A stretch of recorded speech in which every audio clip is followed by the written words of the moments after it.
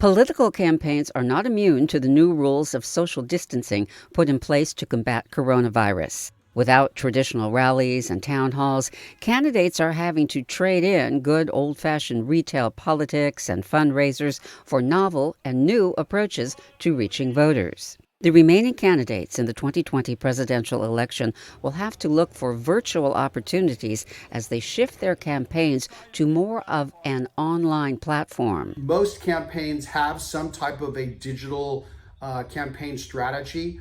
The challenge now is to really ramp that up and to target not only your base voters to make sure that they know that you're still out there and active, but also trying to identify those persuadable voters.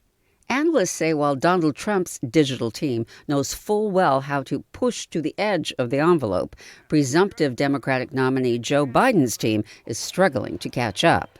He's been conducting interviews from a basement TV studio set up in his home in Delaware, and it's fair to say not all have gone according to plan. Someone who greatly respects. I lost my sound. I can't hear anything. And while Joe Biden and the rest of the world get used to working remotely, Senator Bernie Sanders is still in the race and quite savvy with an already solid presence and tens of thousands of followers online.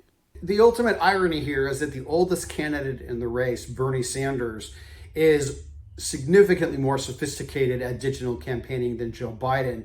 That has quite a bit to do with the fact that Bernie's base vote is significantly younger. They are more adept and attuned and gather their primary source of news from social media.